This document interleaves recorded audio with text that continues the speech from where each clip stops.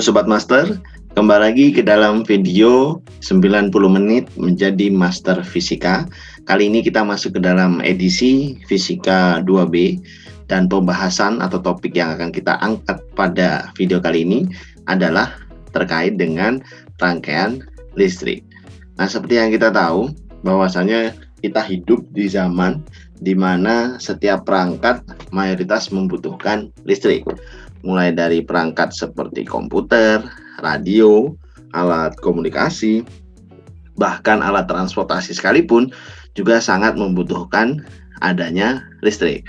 Nah, pada awal semester ini, di semester kedua, itu telah dibahas mengenai konsep muatan elementer listrik atau muatan listrik. Nah, di mana pemanfaatan muatan listrik itu tentunya bukan lantas berada dalam bentuk muatan yang bebas, namun lebih kepada muatan yang mengalir di dalam suatu rangkaian listrik.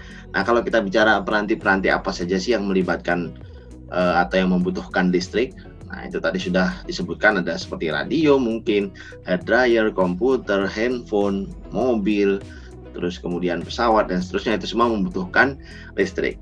Nah, kita sendiri tahu bahwasanya konsep mengalirkan listrik di suatu perangkat tertentu, nah misalkan sebut saja komputer atau handphone, itu melalui suatu peranti atau perangkat yang sangat umum dan mungkin sekarang juga sangat dekat dengan kita. Nama perangkat itu apa, Kak? Nah, nama perangkat itu adalah baterai. Nah, baterai di sini tentunya mempunyai dimensi fisik yang kalau di dunia sekarang itu sudah bermacam-macam, dan pada dasarnya setiap baterai ini memiliki dua kutub, ada kutub negatif dan ada kutub positif dengan dimensinya yang bermacam-macam. Nah, baterai ini sendiri sebuah perangkat yang tujuannya untuk apa sih? Nah, dia adalah perangkat yang tujuannya untuk menyimpan energi listrik. Nah, gitu. Jadi energi listrik ini yang kita butuhkan di perangkat-perangkat yang kita gunakan sehari-hari itu memang disimpan. Agar apa? Agar kita tidak selalu harus terhubung ke dalam rangkaian listrik global seperti yang ada di rumah, mungkin yang ada di kantor, sehingga kita bisa lebih mobile dan tetap menggunakan fasilitas yang disebut dengan listrik tersebut. Nah, kalau kita lihat berarti salah satu fungsi utamanya selain dia menyimpan energi listrik, bahwa baterai ini akan berfungsi sebagai dalam tanda kutip pompa muatan. Nah, mengapa demikian? Kalau kita tarik dari definisi atau dari kebutuhan perangkat-perangkat kita, perangkat-perangkat yang ada di sekitar kita itu membutuhkan apa itu yang dinamakan sebagai arus listriknya. Jadi bukan muatan elementer yang diam, tapi lebih kepada muatan yang mengalir, bergerak, berpindah tempat melalui suatu bahan yang kita sebut konduktor listrik. Nah, seperti misalkan kalau teman-teman tahu bahwa banyak perangkat terhubung dengan menggunakan kabel. Di dalam kabel ada suatu perangkat yang kita sebut konduktor. Salah satu jenisnya adalah tembaga dan seterusnya. Nah, untuk pertama kali kita mendefinisikan rangkaian proses tersebut, kita akan definisikan terlebih dahulu. Sebenarnya arus listrik itu apa sih? Secara definitif, electric current atau arus listrik adalah banyaknya muatan yang mengalir atau melalui, nah kita tulis dulu, atau melalui suatu penampang imajiner. Nah, suatu penampang imajiner. Penampang itu di mana? Nah, penampang imajiner itu ada di dalam konduktor. Nah, jadi di konduktor per satuan waktu. Nah, itu ya. Jadi per satuan waktu. Jadi kalau misalkan kita bisa menggambarkan seperti apa sih konsep arus listrik itu. Nah, jadi kita bisa ambil, misalkan aku punya satu potongan melintang yang cukup pendek dari suatu kawat konduktor. Nah, gitu ya, yang biasanya menjadi salah satu media mengalirnya elektron-elektron. Dan terus misalkan aku mempunyai sebuah permukaan imajiner. Nah, permukaan imajiner itu aku beri warna kuning seperti ini. Nah, ini adalah permukaan imajinernya. Nah, untuk menghitung arus berarti sama saja aku menghitung nih berapa banyak sih muatan yang melalui permukaan imajiner yang memiliki luas A ini setiap saat.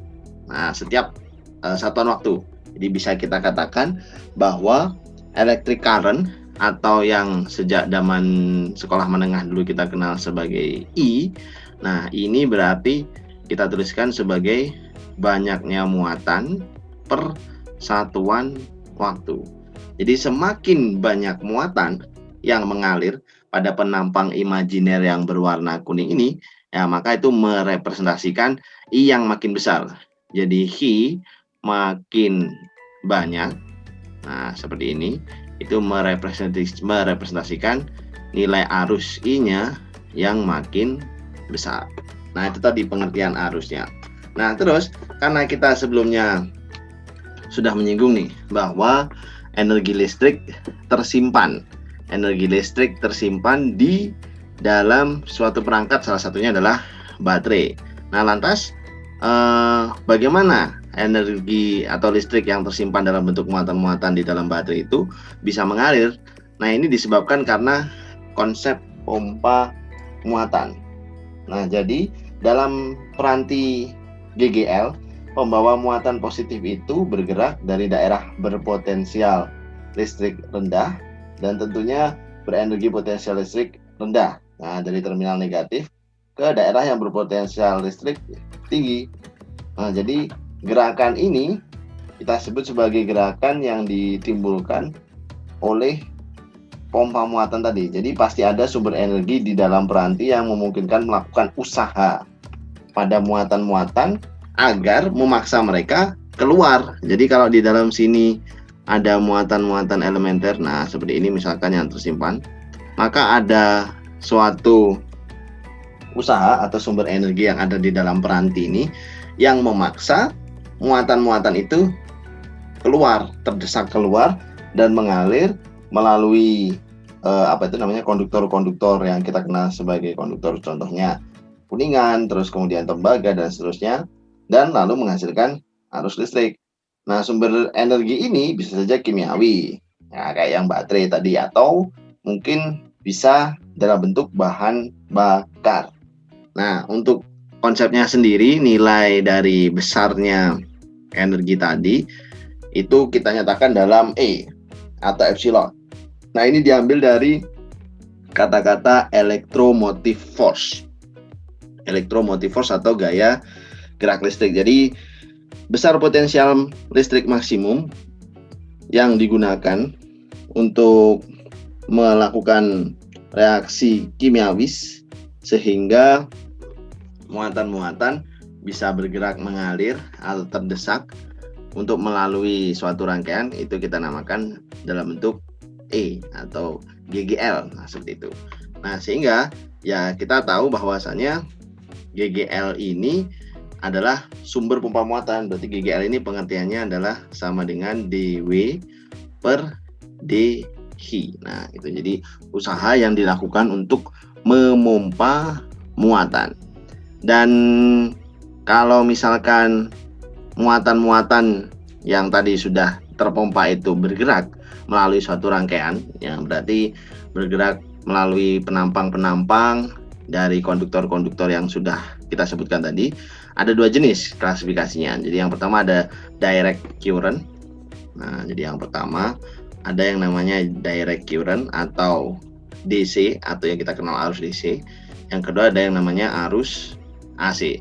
Apa yang membedakan, Kak? Yang membedakan adalah terkait dengan arahnya. Jika arus yang mengalir di suatu penampang konduktor itu memiliki satu arah yang sama, maka itu namanya direct current. Tapi kalau misalkan muatannya ternyata memiliki arah balik, nah, setelah T waktu, jadi dia setelah mengalir ke kanan ada juga yang mengalir ke sebelah kiri. Nah, gitu. Jadi dari sini mengalir ke sebelah kiri. Nah, itu maka kita sebut sebagai alternating current. Dan banyak juga perangkat yang menggunakan kedua model aliran ini. Ada yang menggunakan direct current, ada juga yang menggunakan alternating current. Nah, jadi kalau kita perhatikan bahwasanya kalau misalkan ada suatu device seperti ini, oke, ini misalkan ada suatu perangkat atau device yang terhubung ke sumber listrik.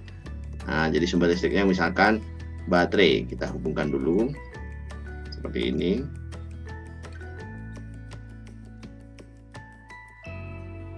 Nah, misalkan kayak gini, dan dia terhubung sama baterai, berarti ada kutub yang positif, ada kutub yang negatif. Nah, kita tahu bahwa konvensional current atau arus konvensional mengalir dengan arah dari potensial rendah ke potensial positif. Berarti seperti ini. Oke, kita gunakan warna lain. Nah, berarti ini yang arahnya ke sana. Ini adalah arus I, konvensional. Sementara aliran elektronnya ke arah sana. Nah, jadi ini adalah aliran elektron. Nah, itu aliran elektronnya. Jadi di sini kemudian untuk mengamati fenomena mengalirnya listrik di suatu rangkaian, kita akan membahas apa yang disebut sebagai hukum Ohm. Nah, ini bahasan kita yang berikutnya. Yang kedua adalah hukum Ohm. Nah, hukum Ohm ini hukum yang sangat terkenal, di mana kita menganalogikan arus pada baterai, arus yang dialirkan baterai atau yang dipush, yang didorong oleh baterai melalui kabel, itu dianalogikan seperti air yang dipompa oleh suatu mesin pemompa dan mengalir melalui pipa. Nah, gitu. Semakin besar tekanan pompa, itu akan menghasilkan aliran air yang memiliki laju yang makin besar. Nah, ini juga sama, berarti semakin besar potensial yang dimiliki baterai akan menyebabkan semakin besar arus listrik yang bisa dihasilkan. Jadi banyaknya muatan yang mengalir di penampang konduktor tadi per satuan waktu akan jadi makin gede karena pompanya makin kuat, makin besar, seperti itu. Nah, berarti di sini kita juga tahu bahwa kalau pompa muatan yang kita gunakan atau baterai yang kita gunakan memiliki potensial atau electromotion force yang kecil, nah maka arus yang dihasilkan juga kecil. Nah, hukum Ohm memfasilitasi kita untuk mendefinisikan yang disebut sebagai, atau yang mendefinisikan hubungan-hubungan tadi. Nah, sebelum masuk ke hubungan-hubungan tadi, kita akan mengenal terlebih dahulu mengenai konsep resistansi. Nah, jadi kita jadikan satu aja. Di sini ada hukum Ohm, ada resistansi, dan ada resistivitas. Apa yang membedakan ketiganya? Nah, kita akan bahas satu persatu. Yang pertama terkait dengan resistansi. Nah, jika kita menerapkan beda potensial yang sama antara ujung-ujung batang, misalkan tembaga dan batang kaca yang serupa secara geometris.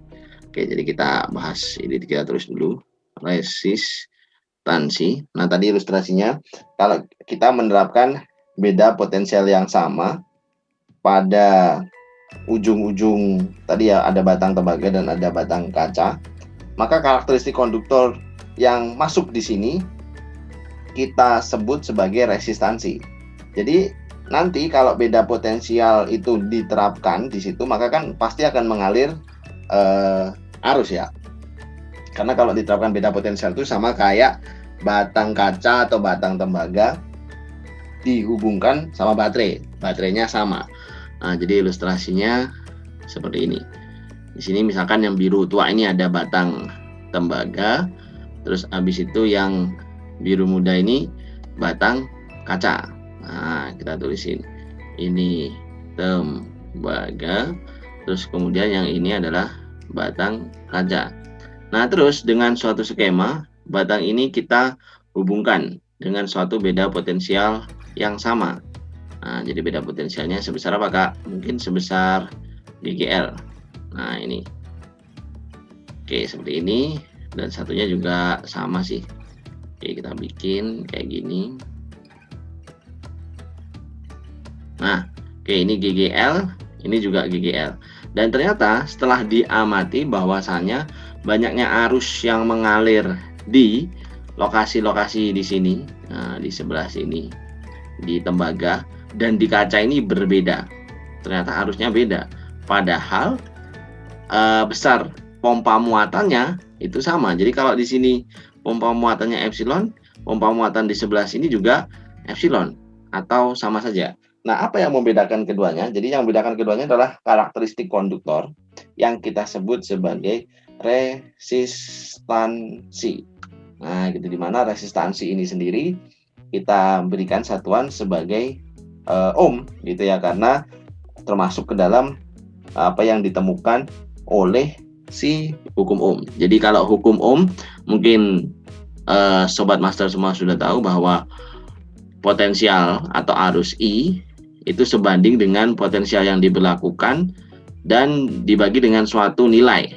Nah, nilai ini bergantung dari setiap jenis bahan. Dan berarti kita tahu bahwa R ini nanti yang memiliki satuan ohm itu bisa juga didefinisikan seperti ini. Jadi R itu sama dengan potensial dibagi arus. Jadi kalau kita memberlakukan nih dalam kasus seperti ini, potensialnya adalah sama GGL, namun arus yang mengalir adalah beda. Misalkan IN, tergantung N-nya, ada N tembaga, ada kaca juga. Nah, maka nilai resistansinya kita dapatkan. Nah, perangkat yang memberikan atau yang, jadi kalau misalkan kita menggunakan perangkat sehari-hari, kadang untuk bisa mengoptimalkan fungsinya seperti misalkan lampu, nah itu kita pasti akan menggunakan jenis-jenis bahan untuk menghasilkan resistansi atau hambatan yang berbeda-beda. Semakin besar resistansinya, nah itu pasti semakin kecil arusnya jika kita berasumsi bahwa tegangan yang kita gunakan sama. Nah, cuman kita bisa juga bilang bahwa dengan mengatur resistansi maka kita akan mendapati nilai arus yang kita inginkan dengan potensial, beda potensial yang kita miliki. Nah, jadi perangkat yang memiliki resistansi tertentu di dalam rangkaian seperti misalkan pada lampu dan seterusnya itu kita sebut sebagai resistor. Nah, resistansi sendiri kan tadi properti dari suatu objek. Jadi kalau objek batang dengan objek misalkan bentuknya cincin, nah gitu, maka itu memiliki resistansi yang berbeda. Nah, sementara kalau kata-kata resistivitas ini bukan terkait dengan karakteristik objeknya. Dia berbeda. Dia lebih kepada karakteristik materialnya. Nah, jadi materialnya, jadi properti dari suatu material kita namakan resistivitas. Oh, berarti kita bisa juga nih bahwa resistansi yang tadi sudah kita singgung, nilainya akan bergantung dari resistivitas. Jelas, karena dimensinya beda. Kalau beda dimensi tentu resistansi beda. Kemudian kalau beda material tentu besar resistansinya beda. Nah, lantas bagaimana nih menghubungkan resistansi dan resistivitas? Oke, pertama-tama untuk nah yang kedua ya, yang ini resistivitas ini biasanya dilambangkan ke dalam bentuk rho.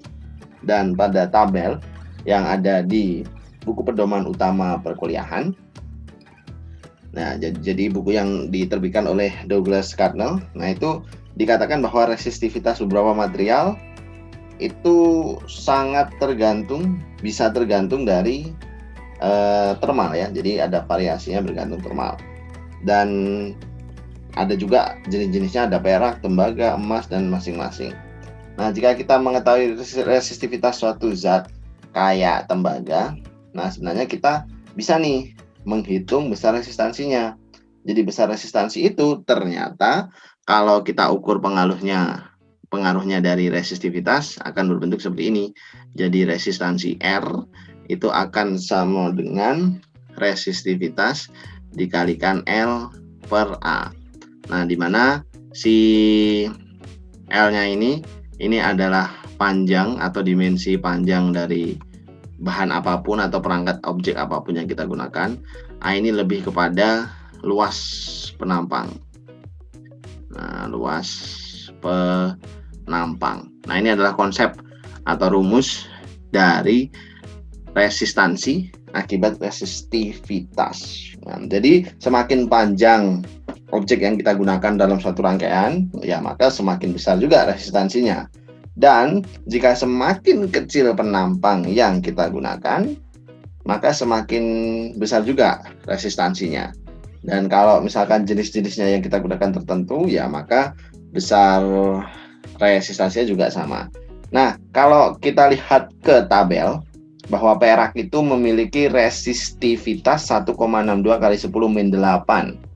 Tapi kalau kaca itu memiliki resistivitas 10 pangkat min 10 sampai 10 pangkat 14. Jika misalkan kita berandai-andai nilai resistivitas kaca yang kita gunakan 10 pangkat 14, artinya kalau kita masukkan ke dalam rumus ini, maka kaca akan memiliki hambatan yang lebih besar. Dia akan lebih cenderung, lebih condong untuk susah menghantarkan arus listrik, mengalirkan arus listrik melalui penampang yang ada di dalam dirinya. Sementara perak, tembaga memiliki resistivitas kecil. Nah, berarti ini dia lebih mudah ya mengalirkan arus listrik gitu aja. Jadi banyaknya muatan yang melalui dirinya per satuan waktu itu jadi lebih gampang, lebih tidak terhambat. Nah, gitu. Berarti kita tahu bahwa nilai resistivitas ini akan mempengaruhi hasil atau kesimpulan yang tadi, di mana pengaruhnya seperti apa? Semakin, nah ini kita tulis ya, semakin besar nilai dari resistivitas atau yang kita nyatakan dalam rho, maka menunjukkan karakteristik objek, karakteristik material yang isolator. Nah, jadi material yang isolator mungkin kalau aku tebak seperti kuarsa leburan misalkan. Kuarsa leburan tuh resistivitasnya 10 pangkat 16. Jadi kalau kita lihat ke satuan resistivitas itu ohm meter. Jadi hambatan, ohm itu kan hambatan, meter, ohm meter. Nah, di sini berarti 10 pangkat 16 ohm semeter. Jadi kalau kita menggunakan 1 meter misalkan kuarsa leburan dalam bentuk silinder untuk dilibatkan ke dalam rangkaian, maka dia akan menghambat arusnya hingga 10 pangkat 16 ohm. 10 pangkat 16 ohm. Nah, 10 pangkat 16 ohm ini apakah suatu nilai yang besar? Tentu ini besar sekali. Ya kalau kita lihat lagi bahwa I sama dengan potensial perhambatan. Jika potensial yang kita gunakan 12, hambatannya 10 pangkat 16, maka arusnya hanya 12 kali 10 pangkat min 16. Itu lebih kecil dari 12 Armstrong. 12 Armstrong volt ya, jadi kecil sekali. Nah, dan nilai yang terlampau kecil itu bisa jadi sama seperti kalau kita mengalirkan air di pipa, lalu kita memberikan tembok penghambat yang sangat besar, sehingga tidak satu pun ada muatan elementer yang bisa lolos dari tembok tersebut. Tidak ada satupun yang tersaring, tidak ada satupun yang bisa lolos dari saringan yang setebal itu. Artinya apa? Artinya kemungkinan kalau di dalam rangkaian misalkan melibatkan satu buah lampu untuk kita ngecek apakah ada arus, terus kita libatkan kuarsa leburan dalam bentuk silinder di rangkaian itu, maka kemungkinan lampunya tidak akan nyala karena hambatannya sangat besar. Sebaliknya, kalau kita menggunakan perak, terus kita menggunakan tembaga, maka lampu tersebut mungkin masih nyala meskipun potensial yang kita gunakan kecil. Nah, variasi-variasi resistivitas yang bergantung pada temperatur itu memang benar ya. Jadi kita tahu bahwasanya besar resistivitas yang bergantung temperatur itu dituliskan ke dalam, jadi rho dikurangi dengan rho 0 sama dengan rho 0 kali alfa, Rho 0 kali alfa dikalikan temperatur dikurangi temperatur awal. Nah, jadi ini maksudnya adalah misalkan kita punya benchmark nilai nih, resistivitas pada suatu temperatur T0. Maka resistivitasnya itu bernilai Rho 0. Dan jadi T0 ini adalah temperatur referensi. Rho 0 itu resistivitas pada temperatur tersebut. Nah, jadi untuk alfanya sendiri ini dia adalah koefisien temperatur resistivitas ya pada resistivitas. Jadi koefisien temperaturnya. Jadi koefisien temperaturnya ini dibagi menjadi apa, berdasarkan apa Kak? Berdasarkan materialnya. Contoh, aku ambil contoh ya dari salah satu tabel yang ada di buku pedoman utama. Dikatakan bahwa perak memiliki koefisien temperatur pada resistivitas alfa, satuannya Kelvin min 1 itu besarnya 4,1 kali 10 min 3, itu perak. Kalau tembaga 4,3. Dan kalau silikon murni itu minus 70 kali 10 min 3. Nah, jadi kalau dia makin isolator, besar koefisien temperaturnya makin gede.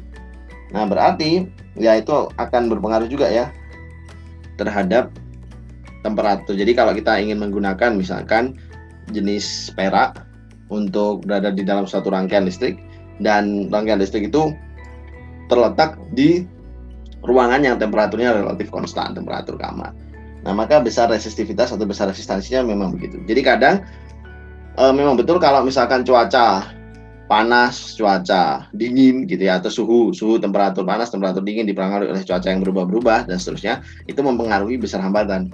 Nah, karena hambatannya akan berubah walaupun itu sangat kecil. Nah, jadi hukum Ohm kalau kita rangkum ini merupakan penegasan bahwa arus yang melalui suatu peranti selalu berbanding lurus dengan beda potensial yang diterapkan pada peranti tersebut.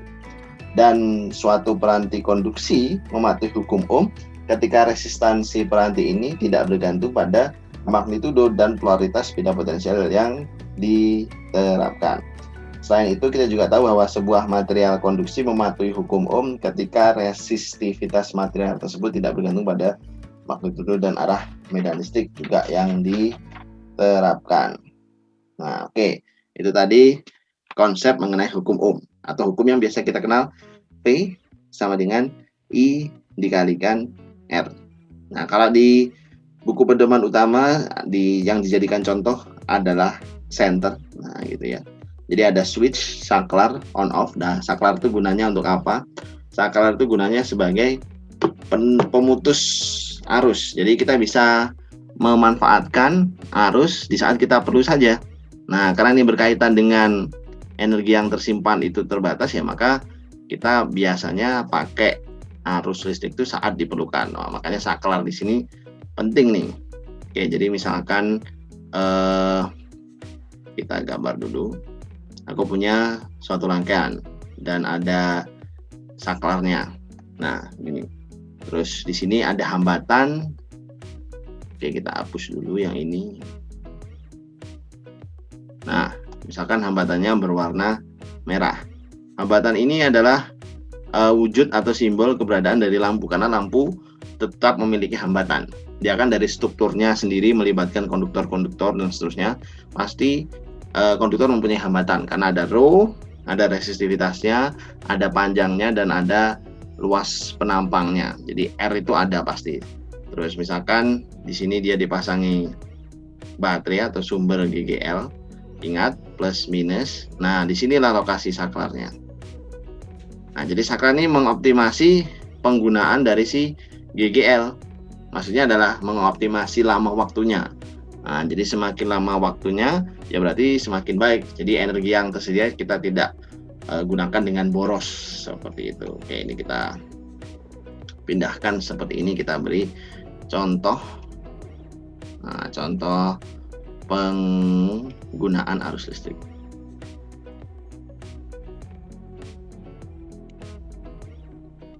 Oke, berarti kalau dari kalimatnya atau dari arusnya berarti arah arusnya ke sana ya. Nah, gitu. Arah arusnya ke sana. Ingat, arah arus itu berbeda ya dengan arah elektron. Nah, itu tadi. Terus kemudian yang berikutnya yang akan kita bahas. Jadi selain nilai rho yang bergantung dengan temperatur, kita juga tahu bahwa resistansi juga akan tergantung temperatur. Nah, kalau R hubungannya dengan temperatur dituliskan dalam persamaan R sama dengan R0 dikali 1 ditambah alfa dikalikan dengan T min T0. Ini kebergantungan R atau resistansi terhadap temperatur. Oke, yang berikutnya sekarang kita akan masuk ke dalam daya listrik. Oke, kita tulis di sini daya listrik atau dalam bahasa Inggris kita sebut sebagai electric power. Nah, daya listrik ini diberi notasi simbol P. Nah, jadi salah satu fungsi penting dari arus pada rangkaian listrik adalah untuk mentransfer energi tadi ya, dari sumber, bisa baterai kalau DC, bisa generator kalau AC, ke sebuah perangkat elektrik. Nah, yang menggunakan listrik, ada MP3 player, HP, komputer dan seterusnya. Nah, ilustrasinya seperti ini. Oke, jadi kalau misalkan kita punya, oke, kita akan gambar terlebih dahulu. Seperti ini. Nah, kayak gini. Terus kita punya device-nya di sebelah sini. Nah, terus ini GGL tentunya. Kita bikin satu panjang, satu pendek. Oke. Nah, maka ada arus I yang mengalir. Dan kita tahu kalau di sini baterai, maka di setiap perangkat device pun juga tetap ada beda potensialnya. Nah, jadi ini kalau ada titik node-node yang menghubungkan, maka ini ada tegangannya sebesar P dan ada arus yang mengalir ke sana, yakni sebesar I. Nah, di sini dikatakan bahwa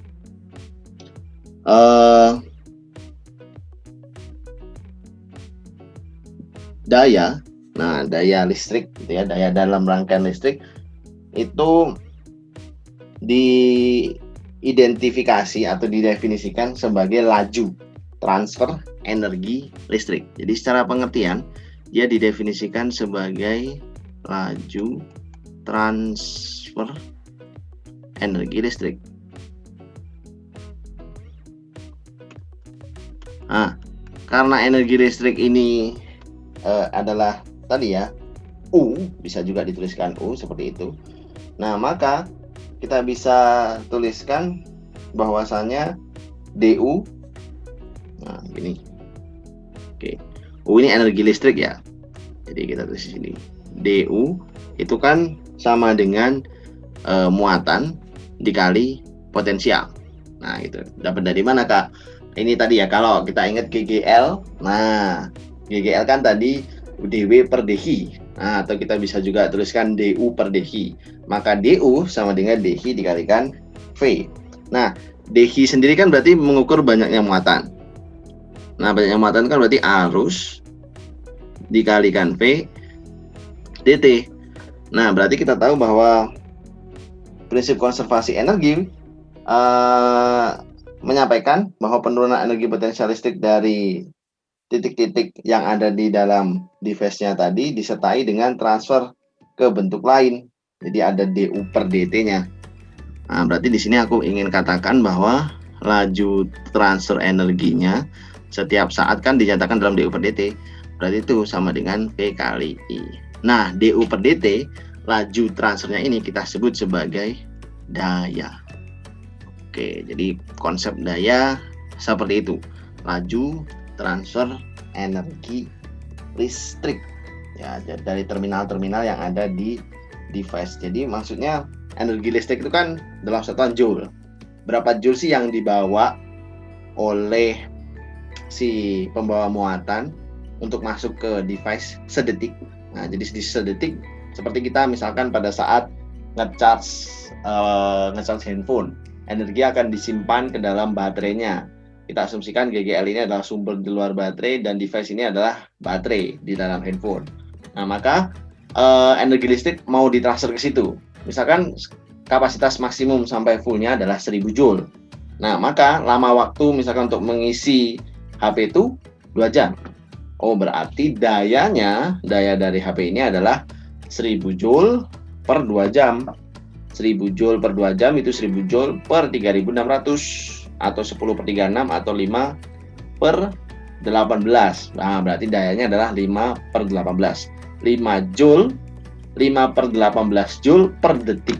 Atau boleh juga dibilang 5 Joule per 18 detik. Jadi setiap 18 detik terisi 5 Joule, 18 detik terisi 5 Joule, 18 detik terisi 5 Joule, 18 detik terisi 5 Joule sampai 3600 detik. Nah, hingga nanti full.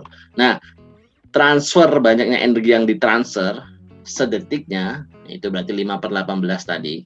Itu kita namakan sebagai daya. Nah, jadi di setiap perangkat device itu memang juga disertai dengan konsep daya.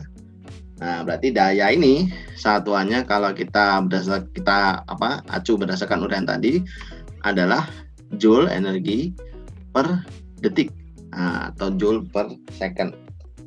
Semakin besar nilai joule per second yang bisa ditampung suatu device, maka dayanya makin besar. Jadi perubahan energi persatuan waktunya yang bisa diterima makin besar. Kalau device ini dituliskan misalkan hanya menerima daya 18 watt, 18 joule sedetik. Nah, mungkin 18 watt ini kalau di dunia real sebelum termasuk ini ya, fast charging ya, gitu, teori-teori seperti fast charging belum termasuk, karena kalau fast charging itu mungkin sudah masuk ke nilai hingga 30 Joule sedetik. Berarti kalau dalam ilustrasiku tadi yang 1000 Joule penuh dalam waktu 3600 detik atau 5 per 18 Joule per detik, itu adalah salah satu contoh perangkat device yang dia bisa menerima energi sedetik itu sangat kecil. 5 per 18 itu sekitar kurang lebih sepertiga ya, hanya 0,3 sekian Joule sedetiknya. Nah, berarti itu sangat low charging. Nah, kalau kita bisa sematkan, kita cocokkan dengan satuan sekarang. Oke, karena daya tadi didefinisikan sebagai tegangan dikalikan arus atau laju transfer energi. Nah, maka kita juga bisa nih kaitkan daya ke dalam konsep hukum Ohm. Karena di dalam hukum Ohm tadi kan kita tahu bahwa tegangan itu sebanding dengan arus dan berbanding terbalik dengan R. Jadi arus makin besar, tegangan makin besar. Nah, gitu ya. Di V sama dengan I kali R, memang betul. Berarti kalau diganti V-nya dengan I kali R, maka daya P itu sama dengan I dikuadratkan dikalikan dengan R. Atau kalau misalkan I-nya kita tulis V per R, maka bisa juga dituliskan sebagai tegangan kuadrat per resistansi R. Nah, resistansi ini berasal dari mana? Bisa juga berasal dari resistansi tunggal yang terlibat di dalam rangkaian bisa, atau resistansi yang ada di dalam device-nya. Jadi di dalam suatu device itu ada hambatan, mungkin akibat konstruksinya, akibat rangkaian konduktor yang terlibat, dan seterusnya. Oke, itu tadi adalah pengertian untuk daya listrik di laju transfer energi listrik. Dan banyak perangkat semakin ke sini diinginkan untuk bisa menerima energi listrik per detik dalam jumlah yang besar. Berarti semakin ke sini semakin diciptakan bahwa energi yang ingin diterima itu per detiknya makin besar. Agar apa? Agar kalau kita melakukan pengecasan seperti itu jatuhnya lebih cepat. Oke, kita akan sedikit menyinggung masalah alternating current atau arus AC sekarang. Di pembahasan berikutnya, arus AC. Oke, tadi sudah sempat kita singgung di awal bahwasannya arus AC ini juga sering kita gunakan ya, dan banyak juga rangkaian listrik yang menggunakan alternating current. Jadi dia lebih mengconsider alternating current. Perangkat-perangkat listrik rumah tangga Kayak misalnya pemanggang roti, itu dia menggunakan alternating current. Nah, untuk simbol alternating current sendiri sedikit berbeda ya dengan direct current. Jadi alternating berarti kalau kita periksa sinyal listriknya maka dia akan alternating, naik turun naik turun. Nah, cuma untuk simbolnya sendiri kalau di dalam rangkaian seperti ini. Nah, oke, kita akan gambarkan sebentar.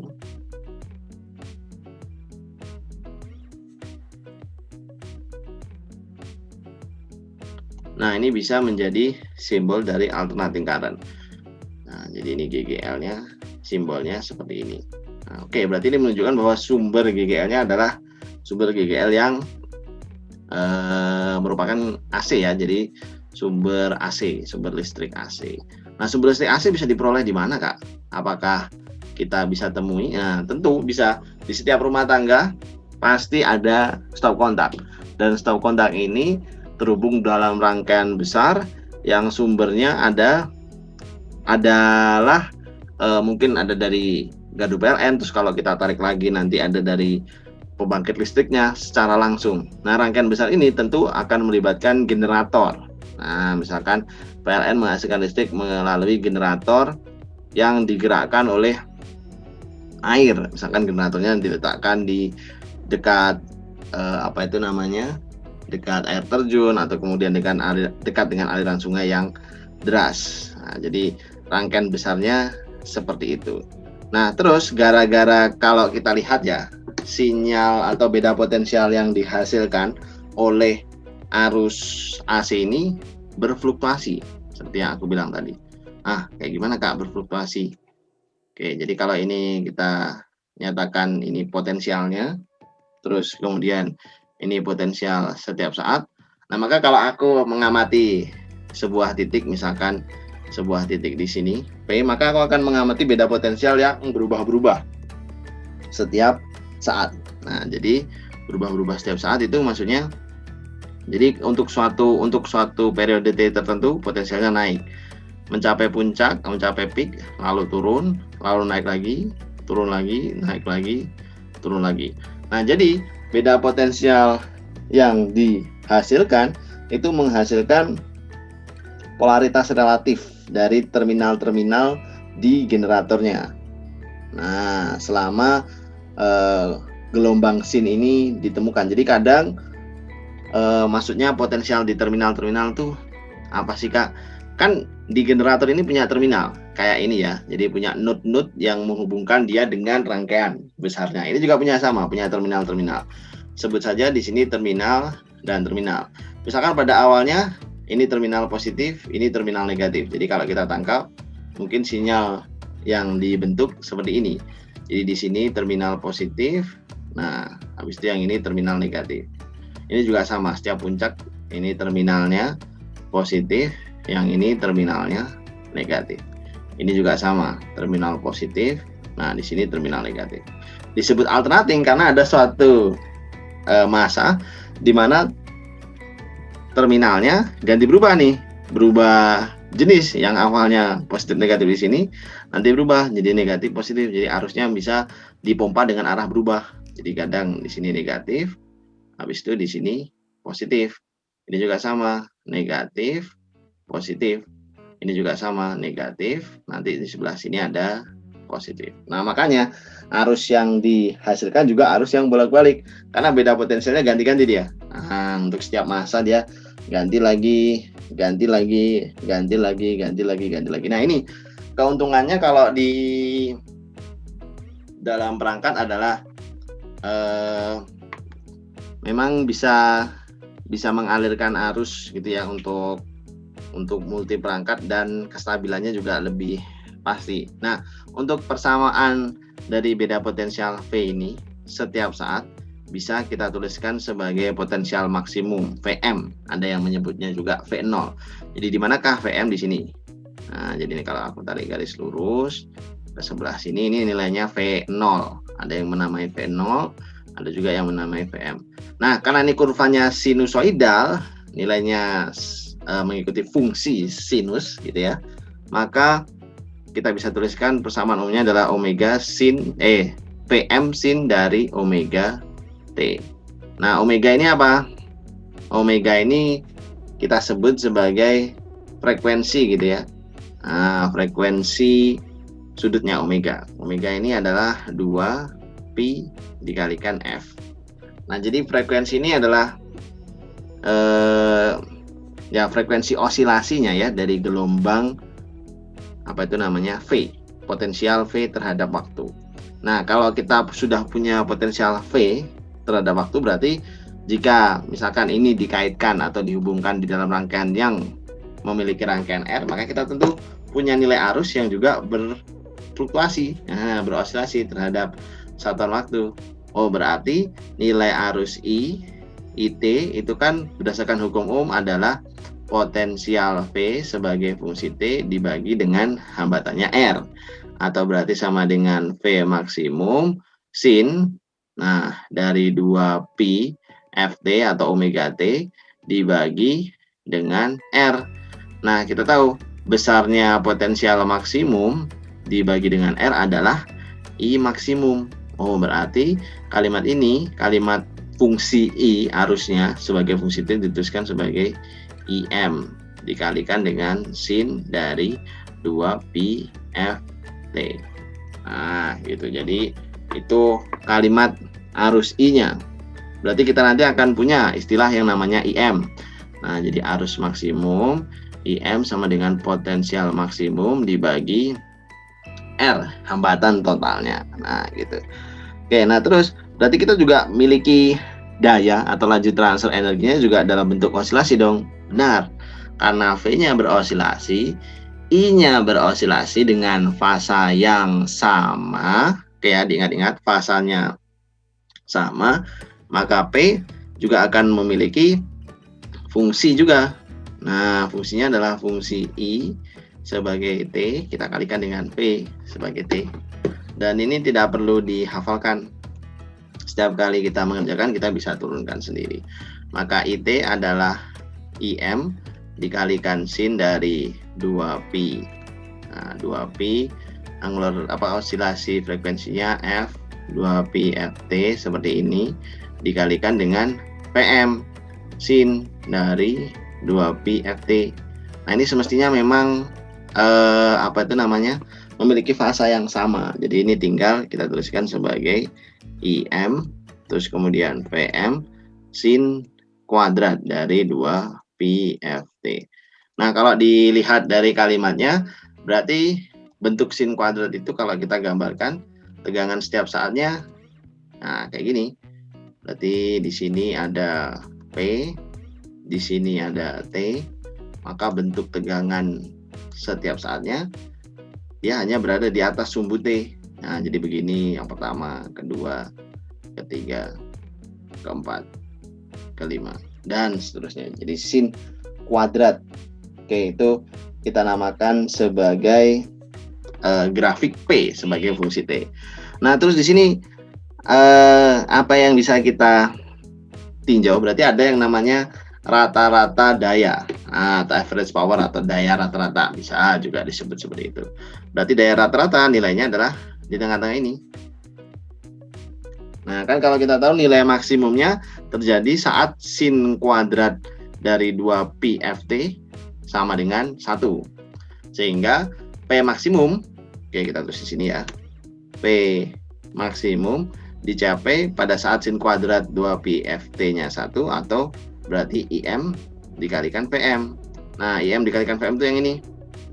Oh, berarti nilai dari P average itu sama dengan setengah dari P max. Ya, seperti itu yang ini. Atau berarti sama dengan setengah dari IM PM. Nah, seperti itu. IM dan PM itu nilai dari average power atau daya rata-rata.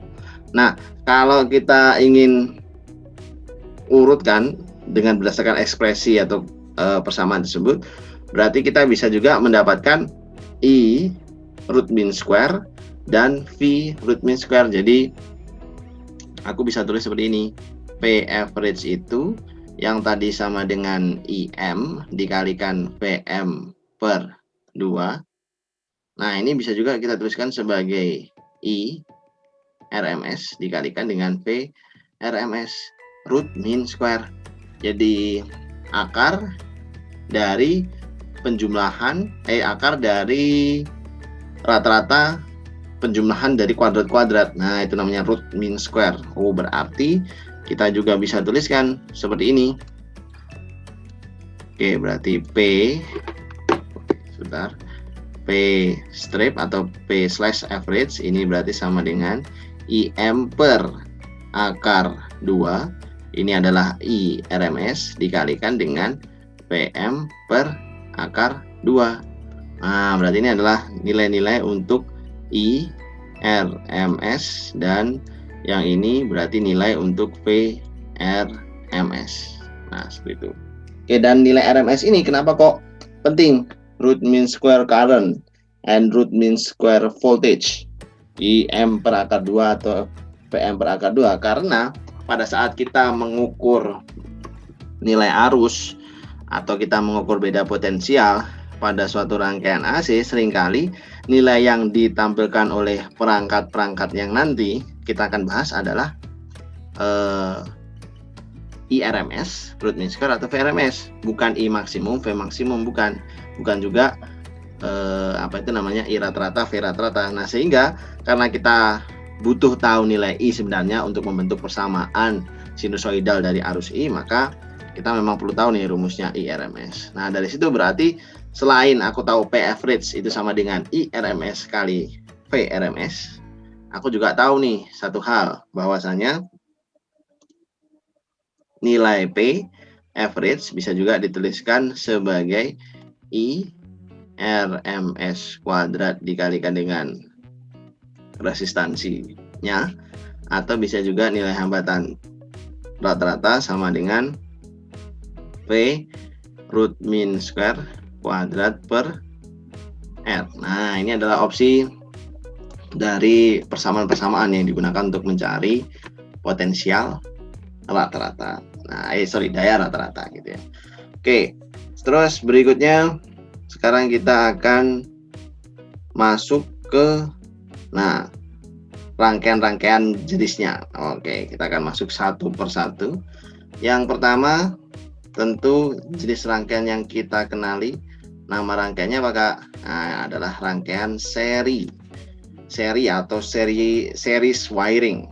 Nah, kalau kita lihat serial itu sekuensial, berarti penataan dari hambatan-hambatannya berada di dalam satu rangkaian seperti ini.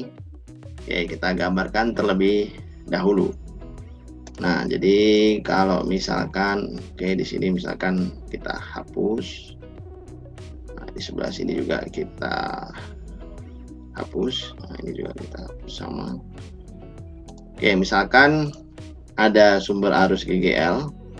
Nah, ini. Terus di sini ada hambatan. Oke, di sebelah sini juga ada hambatan.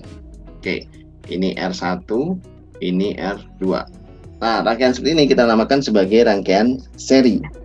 Nah, di mana jika pompa muatan atau GGL diletakkan di sini, maka arah arusnya akan ke sana, arah arus I. Dan setiap hambatan ini mempunyai nilai tegangan yang berbeda nih dari sini. Jadi karakteristik pertama dari rangkaian seri adalah bahwa potensial dari resistor 1 tidak sama atau belum tentu sama dengan potensial resistensi yang kedua. Kenapa demikian? Karena potensial resistensi 1 itu sama dengan arus I yang mengalir di rangkaian itu dikalikan resistor pertama R1. Sementara potensial di resistor yang kedua itu sama dengan I dikalikan dengan R2. Nah, seperti itu. Terus apa yang sama Kak di sini? Yang sama di sini adalah arusnya. Jadi arus yang mengalir baik di resistor 1 maupun arus yang mengalir di resistor 2 maupun arus yang mengalir di seluruh rangkaian atau kita sebut I rangkaian itu adalah sama.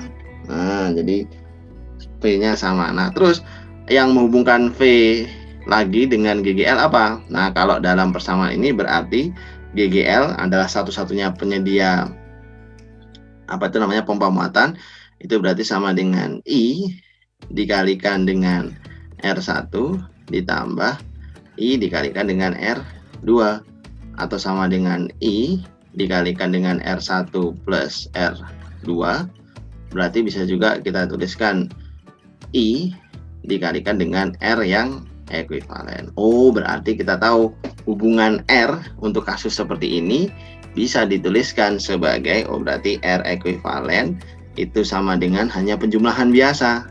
Penjumlahannya dari I sama dengan 1 sampai N dari R ke I. Jadi kalau ada 2 ya berarti R1 plus R2. Kalau ada 3, R1 plus R2 plus R3 dan seterusnya. Oke, itu tadi jika rangkaian seri. Rangkaian seri ditemukan di mana, Kak? Banyak sekali. Jadi kalau ciri khas rangkaian seri, misalkan kita pasang saklar di sini. Nah, misalkan saklar di sini, ketika saklarnya kita putus, kita angkat sehingga dia tidak menyatu, nah maka yang terjadi adalah tidak ada arus yang akan mengalir baik di R1 maupun R2. Nah, gitu. Tapi ketika saklarnya ditutup, arus yang mengalir di R1 akan sama persis dengan arus yang mengalir di R2.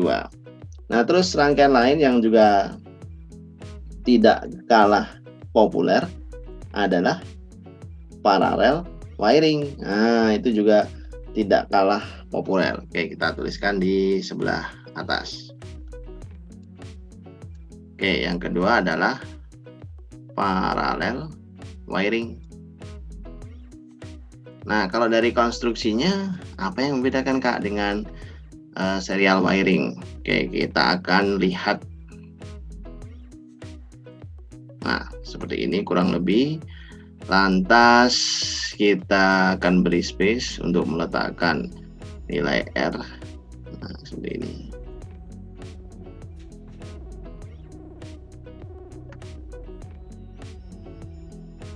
Oke, jadi misalkan sumber GGL-nya aku letakkan di sebelah sini.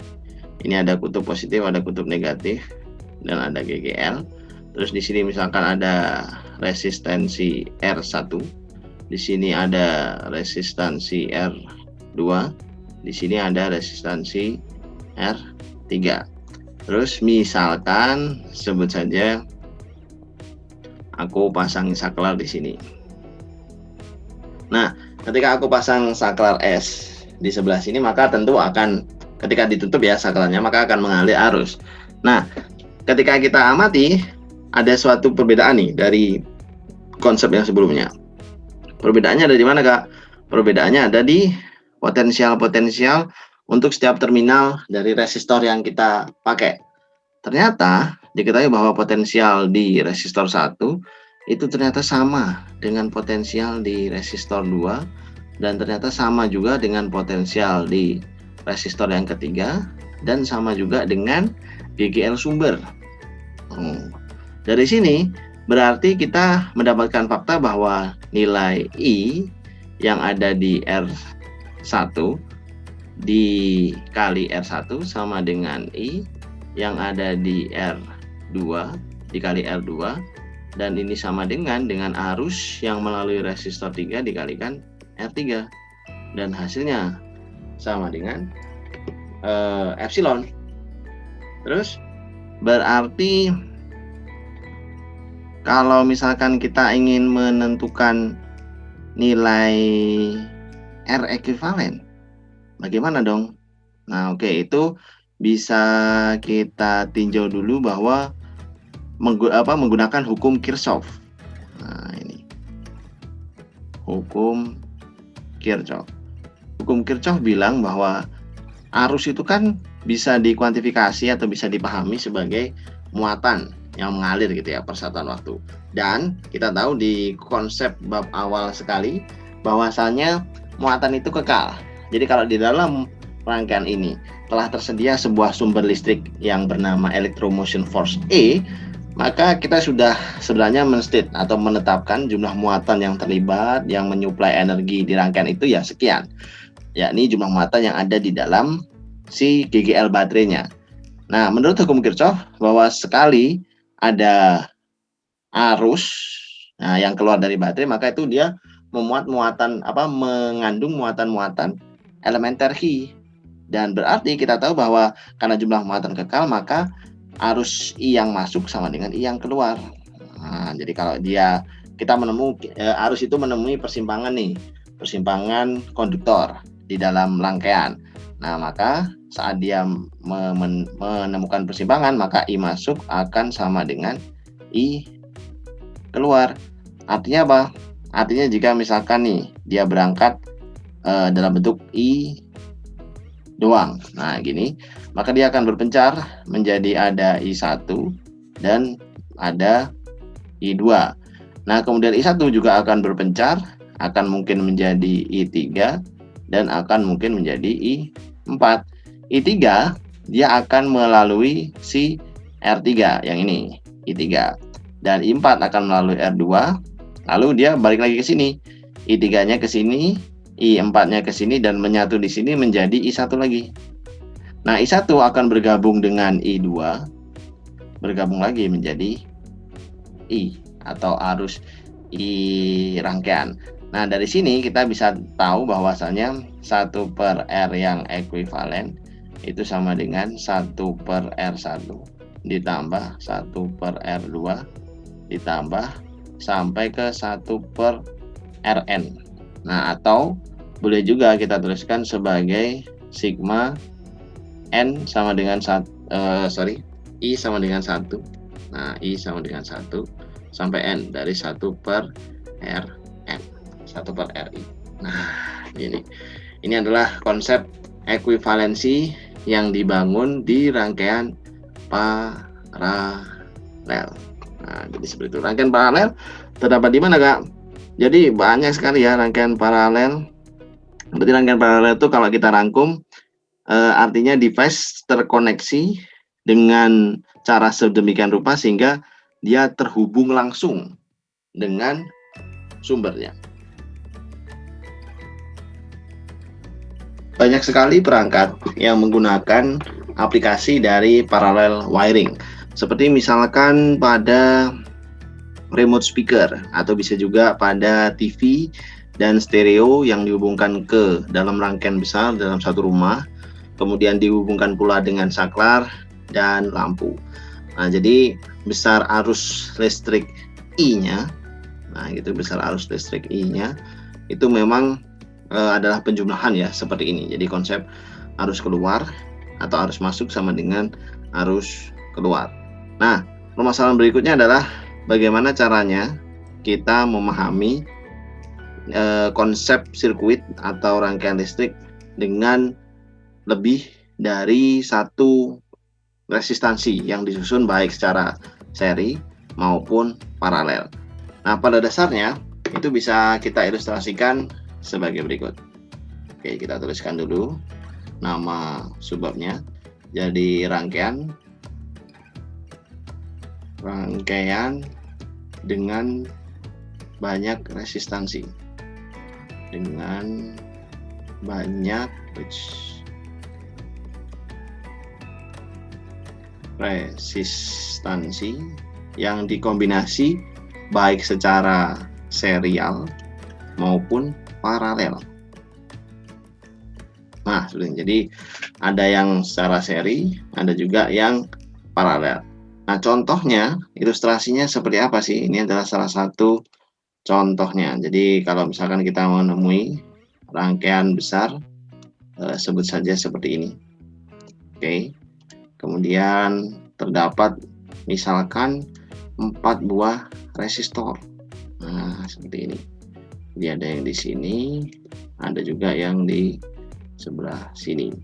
Oke, kita isi. Terus di sini nanti ada GGL. Ya, kita coba gambarkan.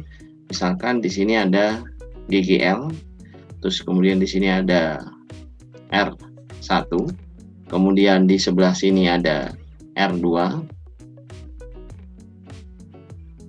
Nah, seperti ini, R2, terus di sebelah sini ada R3, dan di sebelah sini ada R4. Nah, ini R4. Oke, pertanyaannya adalah jika kita ingin menghitung arus yang melalui R1, R2, R3, atau R4, atau kita ingin menghitung resistansinya terlebih dahulu, resistansi yang ekuivalen, maka caranya adalah pertama kita bisa lihat dari struktur yang paling luar. Jadi struktur yang paling luar ini kalau kita maknai adalah struktur yang paling jauh dari sumber arusnya. Nah, sumber arusnya di sini, berarti struktur yang paling jauh itu adalah struktur yang berada di dalam rangkaian yang ada di sebelah sini.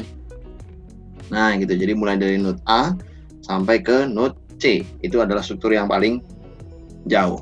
Dan kita bisa lihat bahwa di dalam struktur tersebut ada dua rangkaian yang secara struktur atau secara rangkaian ini kita bisa maknai rangkaian-rangkaian atau dua resistor ini sebagai, nah gitu ya, kita bisa maknai dua resistor ini sebagai resistor yang dipasang secara serial. Oh, berarti kita bisa mencari terlebih dahulu nih R ekuivalen untuk resistor 3 dan resistor 4 dengan cara serial, berarti hanya menjumlahkan antara R3 plus R4. Nah, seperti itu. Lalu kemudian resistor yang paralel ini kita sederhanakan sehingga rangkaiannya seolah-olah hanya tinggal satu layer seperti ini, atau satu rangkaian tunggal yang langsung terlibat atau langsung terhubung dengan GGL, dan ada R yang sudah kita taruh sebagai R yang baru, berarti kita bisa letakkan di sebelah sini. Nah, ini misalkan sebagai R ekuivalen yang tadi. Dan ternyata kalau kita lihat-lihat lagi bahwasannya R1, R2, dan R ekuivalen ini terhubung secara serial juga.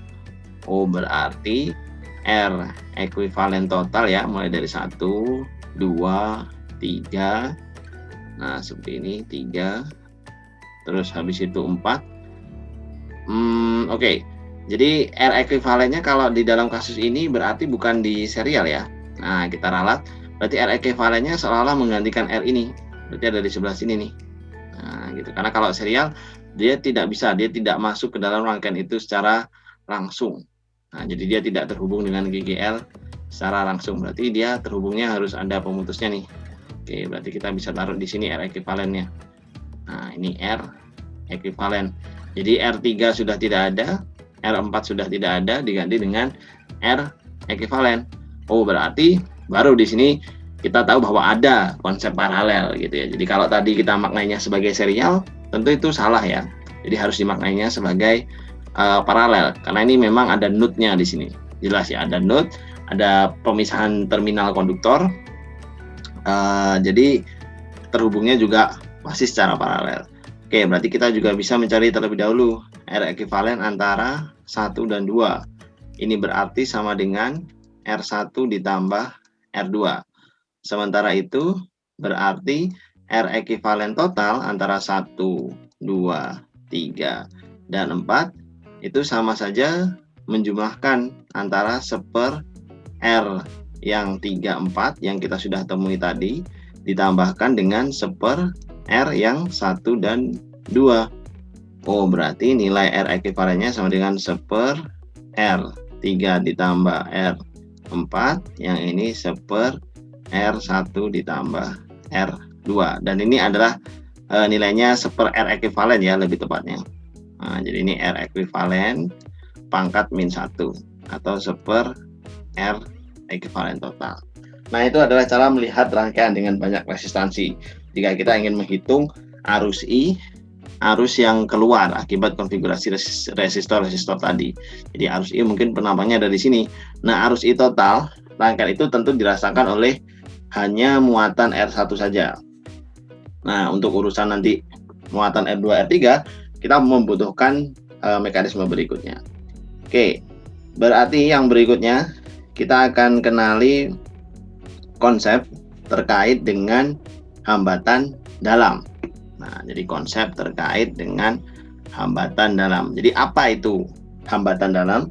Pada dasarnya hambatan dalam muncul di setiap perangkat yang menggunakan konduktor.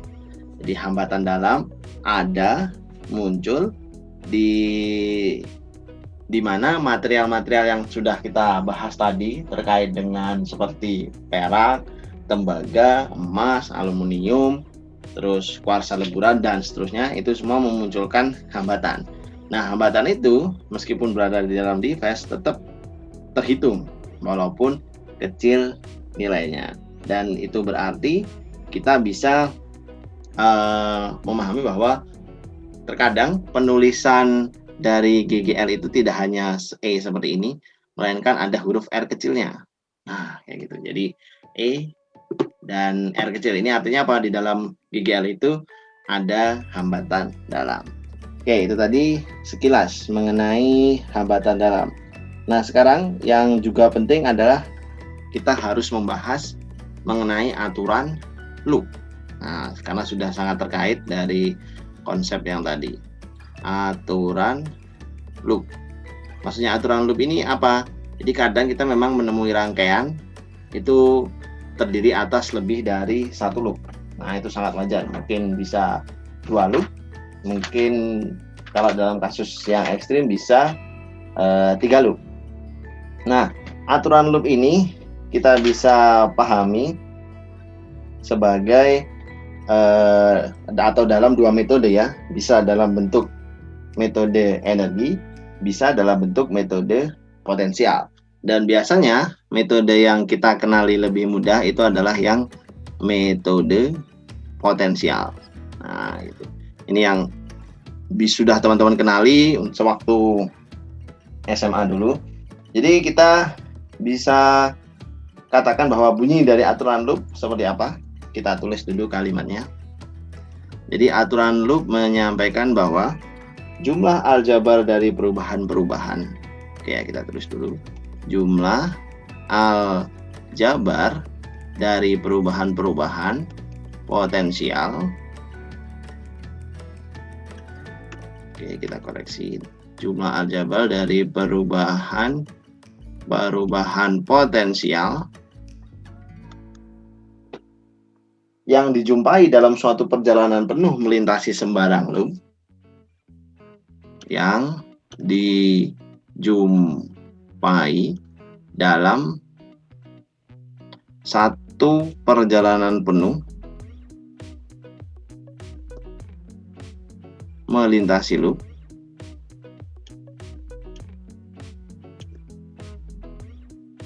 adalah 0 atau sama dengan 0. Nah, maksudnya apa, Kak? Jadi kalau kita misalkan melakukan suatu perjalanan imajiner seperti pada rangkaian yang ada di atas ya, rangkaian dengan banyak resistansi.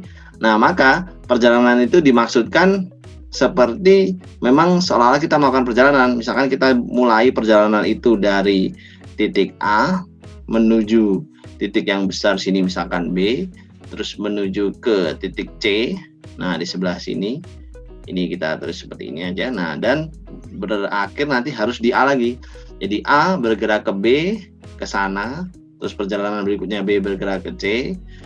Nah, ke bawah sana, terus C bergerak ke D ke kiri, dan yang terakhir D bergerak ke atas. Dan selama kita melakukan perjalanan itu, kita pasti akan menemui perubahan-perubahan potensial. Nah, perubahan potensial itu diakibatkan oleh apa, Kak? Perubahan potensial itu diakibatkan pertama oleh GGL, kedua oleh resistor. Nah, itu yang ada di pembahasan kali ini. Nah, jadi dikatakan bahwa ada 2 aturan yang melengkapi metode potensial ini, atau untuk menunjukkan sebenarnya perubahan-perubahan potensial itu kayak apa. Nah, ada 2 aturan. Aturan ini ya terkait dengan perangkat yang ditemui. Berarti aturan yang pertama ini adalah aturan saat kita menemui resistansi. Oke, jadi perubahan potensialnya apakah positif atau negatif, atau kalau kita start dari misalkan titik A ke B, lalu ke C dan ke D, ini bagaimana perubahan potensialnya? Nah, dikatakan seperti ini. Untuk gerakan melalui resistansi dengan arah gerak searah arus, oke, kita tulis untuk gerakan melewati atau melalui R dengan arah gerak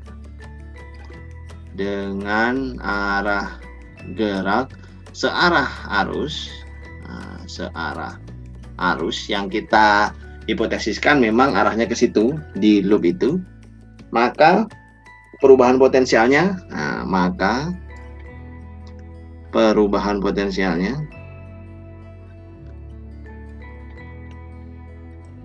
akan bernilai minus I dikalikan R.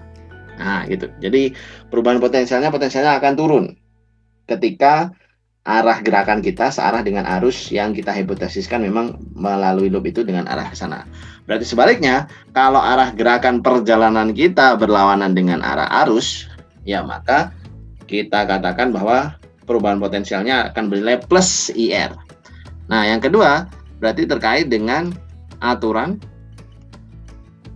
ketika kita menemui potensial atau menemui GGL ya. Nah, pada saat kita menemui GGL, apa yang dia bilang? Untuk gerakan yang melalui peranti GGL ideal dengan arah gerak searah arah panah GGL. Nah, gitu. Jadi untuk gerakan atau untuk gerakan perjalanan yang melalui GGL dengan arah yang searah dengan arah panah GGL, dengan arah panah GGL. Nah, arah panah GGL ini menunjukkan arah pompa muatan. Biasanya GGL disertai dengan arah panah itu. Berarti kalau dalam contoh ini arah panahnya ke sana. Nah, arah panah itu biasanya memang dari kutub positif negatif ke kutub positif. Nah, ini arah panah GGL, arah pompa muatan. Nah, kalau perjalanan yang kita lakukan di ruas yang dimana terletak GGL itu searah dengan arah panah GGL, maka, nah ini yang perlu dicatat, maka perubahan potensialnya akan bernilai plus GGL. Nah, jika perubahan potensialnya, oke kita tulis gini, perubahan potensial akan bernilai plus GGL. Nah, berarti tergantung nih kesesuaiannya apakah dengan GGL searah atau enggak. Berarti kalau misalkan kita di awal sudah tetapkan nih pada loop di atas, misalkan arah arusnya seperti ini, I arahnya ke atas dan itu searah GGL, nah maka persamaannya akan seperti ini. Atau kalau enggak, kita bisa ilustrasikan, kita bisa gambarkan pada loop yang baru. Nah, itu lebih mending. Oke, misalkan kita punya loop yang baru seperti ini. Loop yang baru kita buat sama-sama mengandung GGL. Sama-sama mengandung resistor dan jumlahnya 4 misalkan. Nah, gini kita tambah 1. Nah, ini ada hambatan juga. Oke, seperti ini. Jadi kalau kita gambarkan, oke di sini R, di sini R, nah habis itu di sini juga R, nah di sini juga R. Nah ini R4, ini R3, ini R2, yang ini R1, nah yang ini GGL. Oke seperti ini. Nah ini GGL, arah GGL-nya ke sana. Oke, kalau arah GGL ke sana, arah pompa muatannya ke sana, maka misalkan aku umpamakan di sini I1, nah maka I1 akan mengalir sampai ke sini. Lalu I1 akan memecah. Nah, memecahnya tergantung nih, bisa mungkin ke bawah sini I2, lalu kemudian ke I3. Nah, dari sini aku dapatkan pengertian bahwa oh ternyata I1 itu akan nanti memecah jadi I2 plus I3. Nah, cuman di sini sekarang penekanannya adalah perjalanan yang kita lakukan. Bagaimana cara melakukannya? Oke, perjalanan kita diawali dari A. Ya, untuk loop pertama menuju ke B, menuju ke C, menuju ke D dan balik lagi ke A. Jadi kalau kita tuliskan, kita berawal dari potensial A dan ketika kita bergerak ke sana, maka ini kan searah dengan arah arus karena arusnya juga mengarah ke sana. Maka saat kita menemui resistansi R, potensialnya turun sebesar I, nah, arus I-nya I1 dikalikan R1. Kemudian kita bergerak lagi, kita ketemu dengan titik B ini tidak memunculkan potensial, tapi R2 juga memunculkan potensial. Dan ternyata saat bergerak di ruas BC, arah gerakan kita juga masih searah dengan arah arus hipotesis kita. Berarti saat menemui resistansi R2, potensialnya turun sebesar IR2. Kemudian bergerak lagi, C ke D tidak ada hambatan, lalu bergerak ke atas. Nah, ketika bergerak ke atas, arah gerak kita itu searah dengan arah panah dari GGL, arah pompa muatannya. Berarti potensialnya akan naik sebesar GGL, dan baru nanti yang terakhir ditambah lagi dengan potensial A dan hasilnya 0. Nah, dari sini kita akan dapatkan hubungan bahwa GGL, nah ini berarti kita coret ya, itu sama dengan I1 di ini ya, I1 dikalikan R1 ditambah I2 dikalikan R2. Nah, ini adalah persamaan 1 untuk mendeskripsikan bagaimana tegangan itu di loop 1. Nah, berarti hal ini tentu beda nih kalau kita melakukan perjalanan di loop 2. Ingat, perjalanannya boleh dilakukan asal awalnya di situ, akhirnya juga di situ. Misalkan di loop 2 kita melakukan perjalanan seperti ini. Oke, nah gini. Ini perjalanan kita jadi ke arah sana, ke bawah, ke kiri, ke atas. Oke, berarti potensial awalnya di B seperti ini, bergerak ke kanan, arah arus searah dengan arah gerak kita. Berarti potensialnya turun sebesar I3 dikalikan R3. Terus saat bergerak ke ruas yang horizontal ke bawah, tak ada hambatan. Baru saat bergerak horizontal ke kiri, nah itu ada hambatan sebesar R4. Dan karena kalau dari arus kan arusnya ke sini, I3 lalu ke sini ya. Nah, berarti I3 searah dengan arah gerak kita. Menyebabkan apa? Menyebabkan potensialnya lagi-lagi turun sebesar I3 R4. Kemudian saat kita bergerak di ruas C ke B, arah arus hipotesis kita kan ke bawah nih, vertikal ke bawah dari B ke C.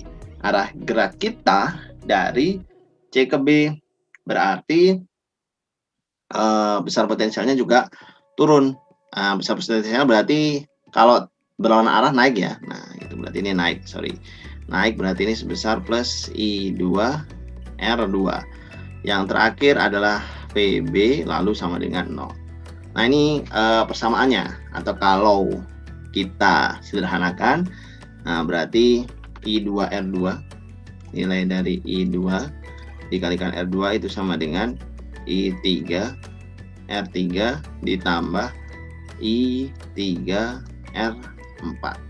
Nah, dengan menyelesaikan sistem persamaan yang melibatkan variabel-variabel ini, sebenarnya kita sudah bisa nih menentukan arus masing-masing yang ada di setiap resistor. Nah, jadi caranya seperti itu. Jadi beda potensial itu diamati seperti seolah-olah kita memang sedang melakukan perjalanan.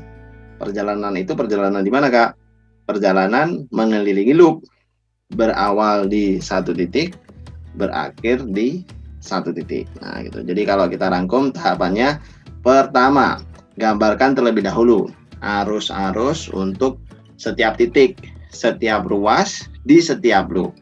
Lantas gambarkan juga hipotesis bagaimana percabangannya. Jika memang itu melibatkan lebih dari satu GGL, perlu kita ketahui GGL kan kalau kita temui dengan arah arus yang searah dengan arah GGL, maka potensialnya naik. Dan potensial naik berarti seperti kita menyatukan dua pompa untuk mengaliri satu pipa. Berarti kemungkinan arus di situ besar, lebih besar, artinya lebih besar secara magnitudo atau lebih mendesak. Nah, kalau arus lebih mendesak, misalkan kita ketemu titik persimpangan seperti titik B, maka desakan itu tergantung dari keberadaan GGL. Semisal GGL memang sumbernya kalau di dalam kasus ini 1. Tapi jika aku tambahkan GGL di sini, nilainya juga sebesar epsilon seperti ini, maka GGL ini seperti pompa. Nah, di loop 1 ada pompa, di loop 2 ada pompa. Di loop 1 pompa mengarah ke sana, di loop 2 pompa mengarah ke B, yang satu ke kanan, yang satu ke kiri. Nah, kalau dari kasus atau contoh seperti ini, semisal ada, maka kita perlu mengconsider bahwa mungkin arah I3 bukan ke kanan tapi ke kiri. Dan mereka akan bertemu di titik B untuk menghasilkan arus I2 yang lebih besar. Nah, jadi susunan untuk apa itu namanya, peranti-peranti yang digunakan di dalam rangkaian multi loop ini beragam. Bisa, yang pasti bisa multi resistor, banyak hambatan, atau dalam konteks yang kedua bisa juga banyak GGL sumbernya. Nah, yang kita perlu ingat adalah analogi dari GGL tadi. GGL tadi dianalogikan sebagai pompa muatan. Nah, jadi kalau dia dianalogikan pompa muatan atau seperti tadi ya, pompa air untuk mengalirkan air di suatu pipa, maka semakin besar nilai apa itu namanya, kerja yang bisa dilakukan pompa itu, daya dari si pompa itu, maka ya semakin besar pula aliran air yang bisa dilewatkan ke pipanya. Nah, terus nanti untuk masalah soal, tentu Sobat Master bisa belajar ya di Master TPB. Oke, kita akan lanjut pembahasan materi berikutnya terkait dengan lantas bagaimana nih cara mengukur arus ataupun tegangan. Oke, pengukuran arus atau tegangan itu difasilitasi oleh suatu alat yang dinamakan sebagai galvanometer. Nah, jadi galvanometer ini alat yang digunakan untuk mengukur arus ataupun tegangan. Seperti itu. Berarti untuk konstruksinya sendiri seperti apa, Kak? Nah, pada dasarnya kalau kita lihat galvanometer, itu konstruksinya ada garis lengkung, kayak kita gambarkan dulu seperti ini.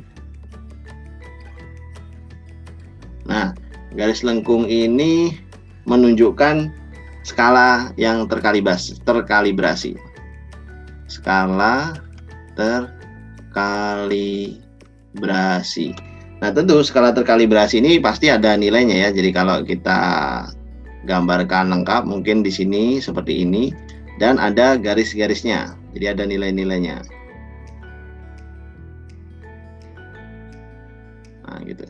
Terus di tengah di sini tentunya ada panah yang kita gunakan sebagai dasar pembacaan nilai arus atau apa. Nah, panah ini sebenarnya kalau kita lihat strukturnya lebih dalam lagi, terhubung dengan sebuah batang. Nah, batang ini atau silinder biru ini terhubung ke bawah dengan suatu lilitan. Nah, jadi di bawah ini ada lilitan yang bentuknya silinder. Jadi mungkin seperti ini, terus seperti ini. Oke, kita gambarkan terlebih dahulu. Nah, jadi di bawah sini ada lilitan nih. Nah, jadi ada lilitan, koil, kumparan dengan jumlah lilitan tertentu N. Nah, batang ini di tengah-tengahnya. Oke, kita tahu ini berarti ada lilitan. Terus, apa yang membuat nilai kalibrasi skalanya misal dari 0 miliampere sampai 0,10 misalkan. Oke, jadi misalkan di sini 0 miliampere sampai paling kanan 0,10 miliampere. Nah, apa yang membuat jarumnya ini bisa membaca sampai sana dan seterusnya? Ini gara-gara ada apa itu namanya, pegas yang juga dililitkan di atas ini. Jadi di atas ini itu ada pegas yang melingkar. Nah, begini. Nah, seperti ini. Ya, kayak gini. Dan ke sana. Nah, ini spring. Ya, atau sejenis pegas yang ditarik ke sana, dan lilitan ini bisa berubah-ubah karena apa? Karena adanya kutub-kutub magnet. Jadi di sebelah sini ada kutub utara. Nah, kita bisa gambarkan mungkin kurang lebih seperti inilah. Oke. Nah, di sebelah sini ada kutub selatan. Nah, jadi ada North Pole. Nah, yang ini kutub utara, atau kita tulis U aja. Yang ini kutub selatan. Nah, kita tahu bahwa di medan di tengah-tengah antara kedua kutub ini pasti ada garis-garis medan magnet yang mengarah dari kutub utara ke kutub selatan. Nah, gitu ya, garis-garis medan magnet. Dan garis-garis medan magnet itu akan membuat pembacaan jika dilalui oleh arus. Jadi kumparan ini tadi mempunyai kawat yang melilit atau keluar ya dari lilitannya ke sini dan dihubungkan ke rangkaian. Jadi kalau jadi aliran listrik, maka berdasarkan apa itu namanya, perputaran dari si batang berwarna biru tua ini, kita akan membaca nih nilai-nilai arusnya. Nah, jadi pemasangan galvanometer kalau untuk arus biasanya dilakukan secara serial. Maksudnya gimana? Jadi kalau misalkan di sini ada rangkaian, terus ada GGL, lalu kemudian ada resistor, dan di sini kita pasangi galvanometer misalkan. Nah, ini ada GGL, terus di sini ada R. Nah, ini biasanya pemasangan G di sini nih, galvanometer. Nah, jadi inputan G nanti terminal-terminalnya adalah dua titik ini. Titik yang mana, Kak? Yang ini dan yang ini. Ini akan dirangkai ke rangkaian yang kita miliki. Dan itu digunakan biasanya untuk mengukur apa? Beda potensial rangkaian. Kalau yang ammeter, bagian dari galvanometer, digunakan untuk mengukur arus rangkaian. Jadi nanti arus I yang masuk ke sini akan mengubah panah lalu membacakan nilainya. Nah, kurang lebih seperti itu. Nah, terus kemudian terkadang kita juga akan menemui salah satu perangkat rangkaian yang juga cukup familiar. Nah, itu sudah pernah dibahas di perkuliahan di minggu-minggu kedua. Apa itu, Kak? Nah, nama perangkat tersebut adalah kapasitor. Oke, kapasitor. Kapasitor ini bisa kita simbolkan sebagai C. Nah, jadi besarannya kita nyatakan sebagai kapasitansi. Sebagai apa itu namanya, refresh dengan pemahaman terkait dengan kapasitor, kita ingat lagi bahwasannya kapasitor ini adalah suatu perangkat elektronika yang digunakan untuk menyimpan energi listrik dalam bentuk medan listrik.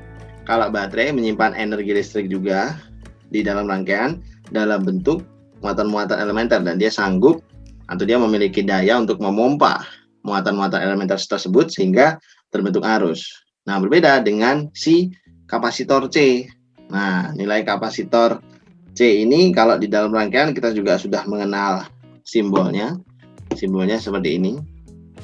Dan dia menyimpan energi listrik sebagai bentuk apa ya, cadangan mungkin kita bisa bilang terhadap keberadaan baterai, disimpannya dalam bentuk medan listrik. Jadi di manakah medannya? Di tengah-tengah ini.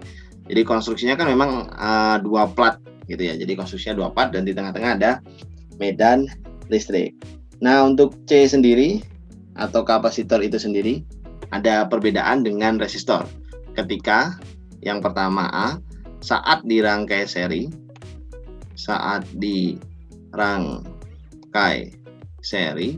dan yang B saat dirangkai paralel. Nah, apa yang membedakan? Kalau pada saat dia dirangkai seri, kemungkinan bentuk rangkaiannya seperti ini. Oke, kita gambarkan terlebih dahulu.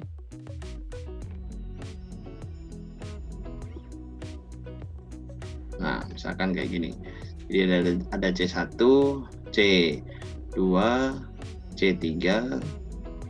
Nah, terus yang terakhir misalkan C4. C1, C2, C3, C4. Dan saat kita ingin mencari nilai kapasitansi yang ekuivalen dengan keempat kapasitor ini, ternyata sedikit berbeda ya dengan nilai kapasitansi dengan nilai resistansi yang ekuivalen tadi. Kalau resistansi kita tinggal jumlah, kalau kapasitansi beda. Jadi ditemukan fakta bahwa 1/C yang ekuivalen pada rangkaian seri itu sama dengan 1/C1 ditambah 1/C2 ditambah 1/C3 ditambah dengan 1/C4. Itu pada rangkaian seri. Kenapa kok bisa seperti ini? Ini adalah fakta bahwa ternyata pada rangkaian seri kan potensial dari kapasitor 1 tentu tidak sama ya dengan potensial kapasitor 2, tentu tidak sama juga dengan potensial kapasitor yang ketiga, tidak sama juga dengan potensial kapasitor yang keempat. Yang sama antara mereka hanya arusnya, jadi arus I.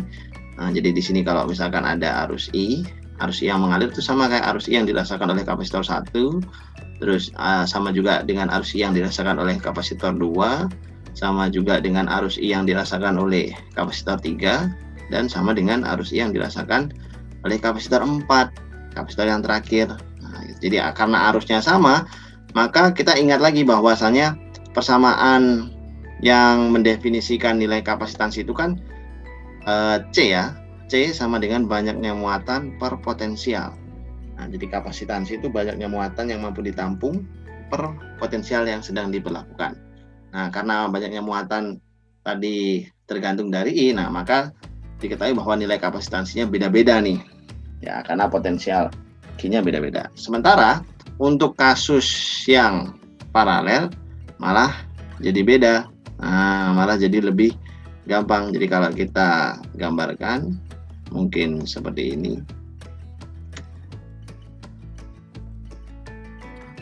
Nah, kayak gini. Misalkan kita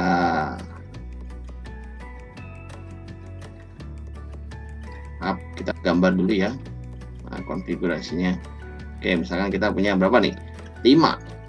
Ya, 5 kapasitor. Oke, kita gunakan warna oranye muda. Nah, jadi ada kapasitor C1, C2, C3, C4, dan C5. C5, C4, C3, C2, C1. Ternyata nilai kapasitansi yang ekuivalen untuk konfigurasi yang paralel justru lebih mudah ketimbang yang konfigurasi seri. Kita tinggal cukup menjumlahkan mulai dari nomor 1 sampai nomor ke-4, atau kalau dalam kasus ini berarti nomor ke-5 dari CI. Berarti itu sama dengan C1 ditambah C2 ditambah C3 ditambah C4 ditambah C5. Nah, itu tadi untuk kapasitor. Dan pada saat kapasitor diletakkan dengan sebuah resistor, maka disinilah kegunaan kapasitor. Jika tidak ada sumber listrik, dia bisa berguna sebagai satu-satunya suplai daya. Jadi dia yang menyuplai daya, dia yang menyuplai muatan sehingga terjadi arus dan perangkat yang memiliki resistansi tadi bisa digunakan, bisa berguna. Dan itu bisa dinyatakan dalam persamaan pengosongan muatan. Jadi jika di dalam kapasitor pada saat awal memiliki muatan sebesar Q0, maka reaksi pengosongan kapasitor dituliskan sebagai Ht. Ht adalah Q0E pangkat minus T per Rc. Nah, ini ketika apa? Ketika resistor dihubungkan dengan suatu kapasitor di sebuah rangkaian tertutup. Ya, jadi gunanya kapasitor karena dia tadi mampu menyimpan energi listrik dalam bentuk medan listrik, dia akan bisa menyediakan muatan-muatan yang dibutuhkan oleh resistansi R. Dan berarti itu artinya lama-kelamaan muatan yang ada di dalam kapasitor C akan kosong, akan habis, dan reaksi pengosongannya dituliskan sebagai berikut. Nah, itu tadi adalah rangkaian dari pembahasan terkait dengan electric circuit atau rangkaian listrik. Buat Sobat Master yang ingin tahu pembahasan yang lebih lengkap terkait dengan listrik atau pembahasan-pembahasan bab lain, atau jika teman-teman ingin membahas soal-soal yang menantang terkait dengan listrik, utamanya di rangkaian multi loop dengan banyak sekali GGL dan seterusnya, ya maka sampai jumpa di Master TPB nanti. Aku Afrizal, pamit undur diri ya. Terima kasih.